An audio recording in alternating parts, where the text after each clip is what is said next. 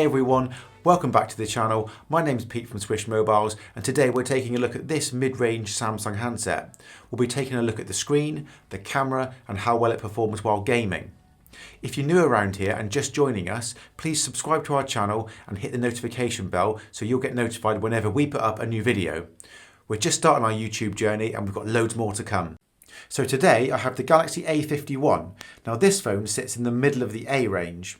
The Galaxy A51 offers a big list of specs for relatively little money when you compare that with spec versus cost.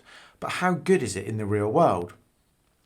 Let's start with what I think is the best part of this phone, and that's the screen.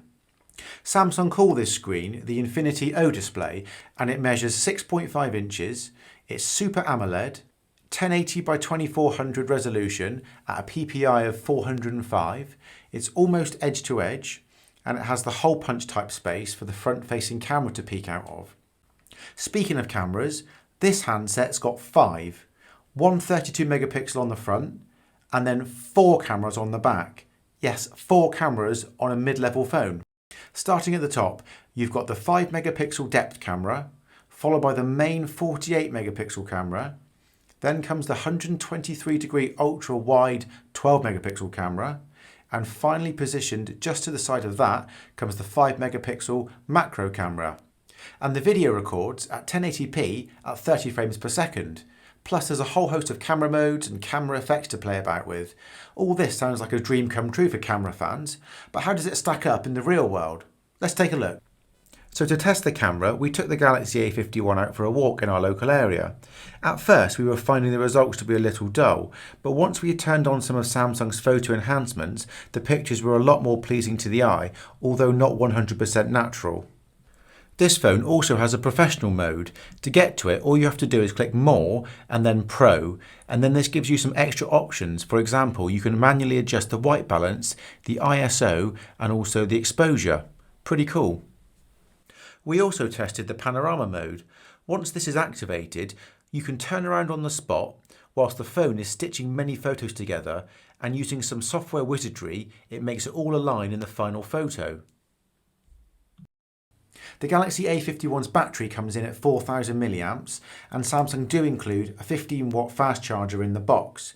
This handset doesn't have wireless charging, although that would have been a nice bonus, but it doesn't. Samsung claim the A51 has fast processing with an octa-core processor. The version we have here is the UK spec version, which includes 4GB of RAM and 128GB of internal storage. Just a quick detour to let you know that we're giving away a pair of these Nokia True Wireless earbuds. All you've got to do is be a subscriber to our channel. Once we hit 100 subscribers, we'll be giving this away for free. Now, let's get back to the video. Samsung specifically make a point of mentioning their game and frame booster, which claims to make getting to the controls easy and also offering the game a smooth, lifelike motion with battery and memory optimization. All sounds good to me. Let's download a few games from the Play Store and see how the A51 performs. Okay, so here we have some very brief demos of some games playing on the Galaxy A51. This first one is a racing game called Asphalt 9. As you can see, it's quite a fast-paced game with plenty going on and loads of vibrant colours on the screen. And whilst playing it, we found that the Galaxy A51 handled it really well. Up next, we've got these 3 games. From left to right, we've got Mario Kart, Mario Run, and then Sonic Dash. The Galaxy A51 had no problem playing any of these games. All games were fast, smooth, and load times were pretty quick as well. Samsung boast defence-grade security with their Samsung Knox system. This Galaxy A51 also has an in-screen fingerprint sensor for security. Pretty much every smartphone on the market today has its own virtual assistant. Samsung's own brand of virtual assistant is called Bixby. So Bixby does return on this Galaxy A51 with added features such as Bixby routines.